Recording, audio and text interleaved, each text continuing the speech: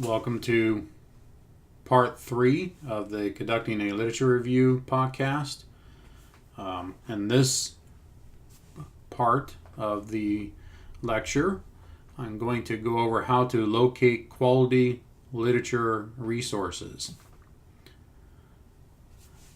One of the best ways to finding good primary resources is using the Fresno Pacific University's electronic databases. You can find all this in Moodle. Every Moodle class on the right-hand side of the Moodle class, you'll see a link for the electronic databases for the Fresno Pacific University Library. If you don't remember how to go about using our databases, there is a video within a Moodle training class that I have made. There's also a training video within each Moodle class from our research librarian. The cool thing is that we have already set up a kinesiology database for us in EBSCOhost that has quite a few different electronic databases that's equivalent to any other research institution in the United States. As you can see on the presentation, it uses Sports Discus, Health Source, Nursing, so it's an academic edition. We have psychology resources in there. We have another one's called Medlines, more for the medicine. It's a really great database. There are some other databases within our electronic databases that the research librarian covers in her video that she made. These are the primary ones. I think they're good enough for us in kinesiology. There's another database that you may want to look into for more educational type research if you're doing something in more of the PE teaching area. You want to look at what's called ERIC, which stands for Educational Resources Information Center. Again, when you go to the electronic databases, the first one that comes up is EBSCOhost. Then there's the ERIC. You can see that if you scroll down just a little bit, you'll see ERIC, and you can play around with that. That does also have quite a bit of good information there.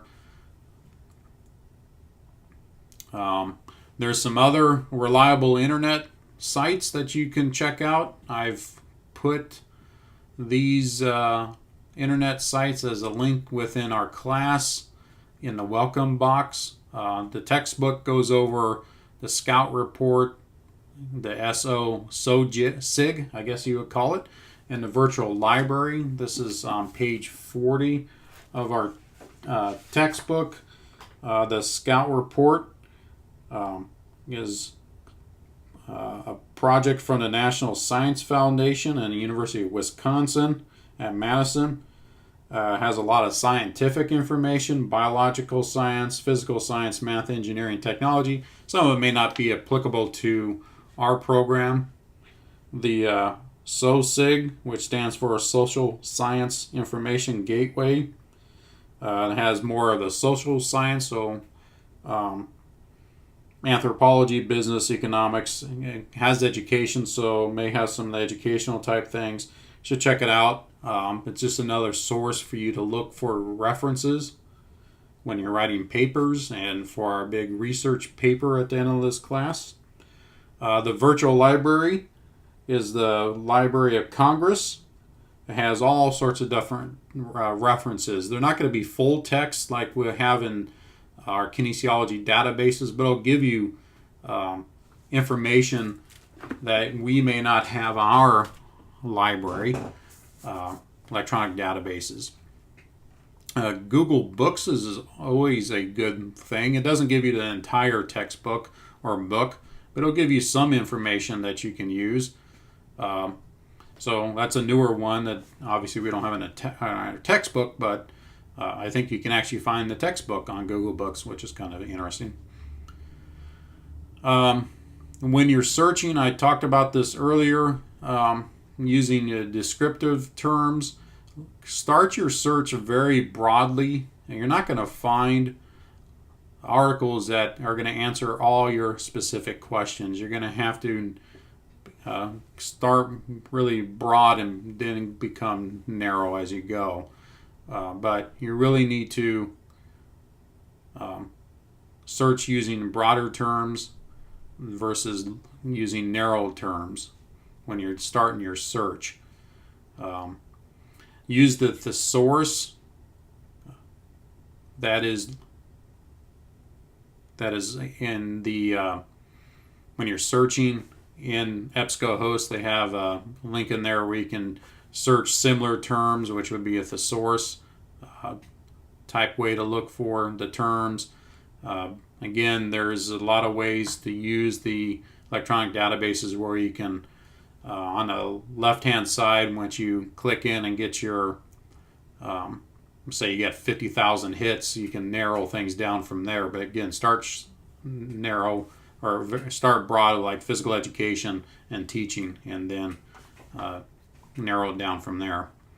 And you should also look beyond just physical education, athletic training, coaching, sport administration, etc. You may need to go into the education area, may need to go into business, may need to go into medicine, nursing, physical therapy. You need to broaden your area to just beyond your concentration area of physical education, athletic training, coaching, etc. And look beyond those areas, because a lot of other research has been done on similar areas, and we can apply that information to our area in kinesiology. I would start with full text articles or link to HTML articles if possible. That just makes it a lot easier. You're going to find articles that are not full text or do not have an HTML link to them. We have at the university a way to get an interlibrary loan. If you find an article that's not full text or it's not an HTML link, what you need to do is write down all information about the article, basically like the reference list information. You would write down the author's names, all the author's names, first and last names, the year of the publication, the title of the article, the title of the journal, the volume, the issue, and the page number. And then what you would do is email that information to Ann Gunther, which I've provided you her email here, and I'll also provide that within the class site to remind you of this. Email Ann and ask her that I need this article, and then she'll go out and try to find it. It's typically free, but there may be a charge to this. Just be aware of that. It just depends on the library and what you're trying to get. You can also get books.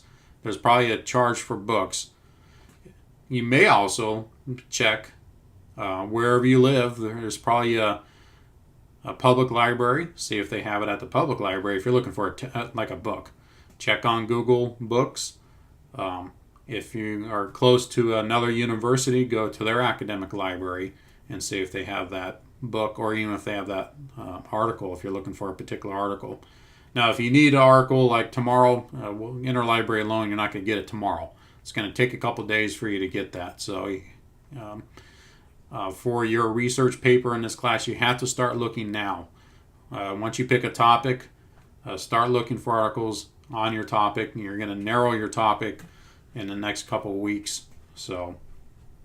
But you need to start doing your research now. It's the main one of the main steps in doing research is what we're talking about this in these podcasts is doing a literature review, but it's all the hard work in the literature review is finding good resources.